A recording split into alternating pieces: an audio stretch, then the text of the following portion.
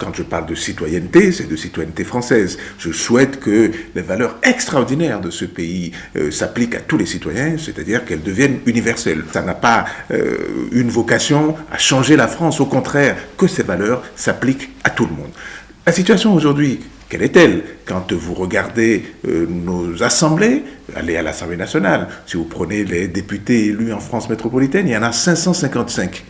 Une seule, Georges Paul-Langevin, n'est pas blanche. Vous allez au Sénat, où il y a 324 sénateurs élus en France métropolitaine, il n'y a pas un seul sénateur noir élu en France métropolitaine. Vous allez dans les entreprises, vous regardez les entreprises du CAC 40, y a-t-il un patron noir aujourd'hui? Vous regardez dans les conseils d'administration, vous prenez l'armée française, les 100 plus hauts gradés de l'armée française, il n'y a pas un noir parmi les 100 plus hauts gradés de l'armée française. On pourrait croire que c'est le haut de la pyramide uniquement, mais prenez les dernières élections municipales que nous avons eues, regardez le nombre de maires, il y a 36 000 communes en France, le nombre de maires noirs en France tient sur les doigts d'une main. Il y a 0% de maires noirs en France. Si vous regardez les conseillers municipaux, qui est le premier échelon des carrières politiques, c'est là où les carrières politiques se lancent, eh bien vous avez 0,1% de noirs, 0,1%. Ça n'est pas digne de ce pays.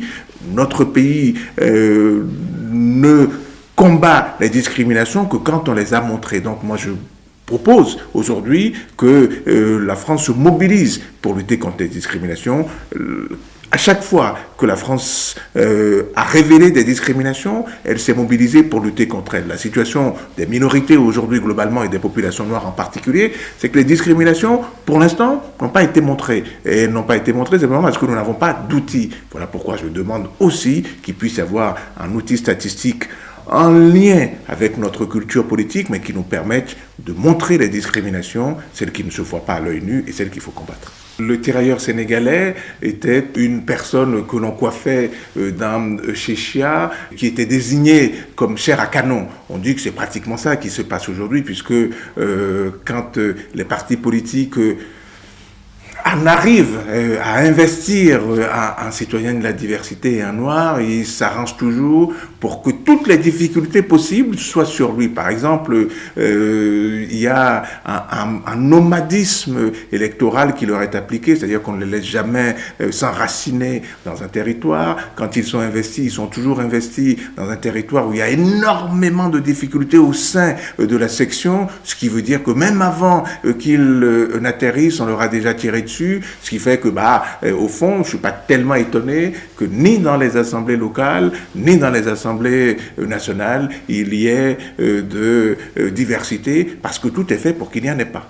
Il y a 520 000 conseillers municipaux, il y a 2000 conseillers municipaux de la diversité, il y a à peu près 600 conseillers noirs. C'est pour ça que donc, quand je rapporte 600 à 520 000, ça fait à peu près 0,1%. La population noire en France, jusqu'à présent, elle n'avait jamais été estimée. Alors que si vous n'avez pas de chiffres, vous ne pouvez pas évaluer un problème, de telle sorte que quand moi je parlais aux responsables politiques de ce pays, y compris à un ancien président de la République, quand je lui parlais, il me disait « mais de quoi vous me parlez il n'y a pas de problème, parce qu'il n'y a pas de chiffres ». Donc effectivement, tant qu'on ne connaît pas le nombre de noirs, on ne peut pas savoir le problème qu'il y a. Il y a aujourd'hui 5 millions de noirs en France, en gros, de personnes qui se définissent comme noirs, non pas parce que ces personnes sont noires du soir au matin, moi-même qui vous parle, je ne suis pas noir du soir au matin, pendant que je parle, je ne suis pas noir.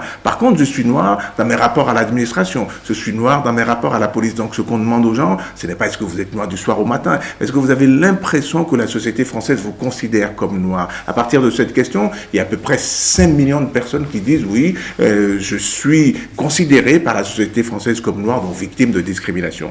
Ces 5 millions-là, ça fait à peu près 7,5-8% de la société française, donc il faut effectivement comparer. Oui, je crois que la société française est prête, elle est même très en avance sur ses dirigeants. Commençons par parler de ses dirigeants, et on parlera de la société française après. C'est vrai que quand je rencontre les principaux dirigeants de partis politiques, Xavier Bertrand, François Bayrou, Martine Aubry, Marie-Georges Buffet. Ils me disent tous la main sur le cœur qu'ils sont favorables à la diversité, qu'ils vont faire place à la diversité. Mais enfin, regardez les chiffres. Regardez la représentation aujourd'hui.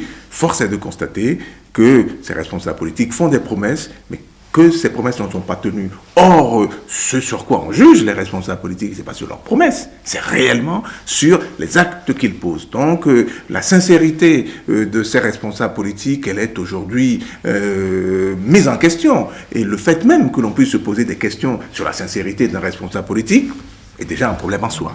Venons-en maintenant à nos concitoyens.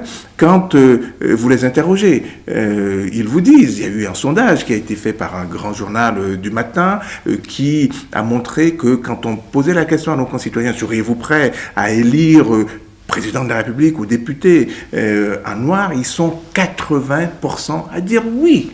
Donc ils sont prêts, nos concitoyens. Par contre, quand on leur dit, est-ce que vous pensez qu'un noir a une chance d'être élu président de la République, ils sont moins de la moitié de ces 80% à dire oui. Ça veut dire quoi? Qu'eux le veulent, mais qu'ils savent très bien que le blocage ne vient pas d'eux. Donc évidemment, le blocage vient des responsables politiques. Il faudrait les appeler aujourd'hui à être dignes de la confiance qui leur a été faite. En tout cas, il ne faut plus les laisser simplement faire des promesses. Il faut montrer leurs promesses, et il faut montrer que ces responsables politiques ne respectent pas leurs promesses. C'est ce sur quoi moi je travaille aujourd'hui, c'est ce à quoi je m'engage pour montrer que les responsables politiques sur cette question essaient de conserver des positions acquises et que c'est pas pour ça qu'on les a élus.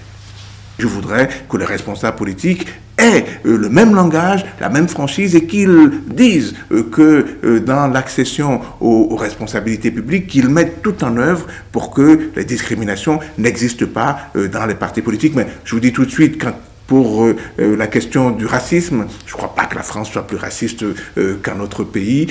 Par contre, notre pays est profondément discriminatoire. Mais l'expérience a montré que les Français sont passionnés d'égalité. Nous avons fait un sondage il y a quelques jours où on a demandé à nos concitoyens, est-ce que vous seriez favorable à ce qu'il puisse y avoir des statistiques sur le ressenti d'appartenance pour lutter contre les discriminations? 65% des Français disent oui pour lutter contre les discriminations. Je crois qu'il faut saluer nos concitoyens. La majorité des Français n'est pas victime de discrimination à raison de l'apparence ou sur le ressenti d'appartenance. Et pourtant, 65% des Français qui majoritairement ne sont pas concernés par cette question disent oui, il faut se mobiliser pour lutter contre ces discriminations. J'aimerais bien que les responsables politiques soient à la hauteur de nos concitoyens. Pour l'instant, je crois qu'ils ne le sont pas.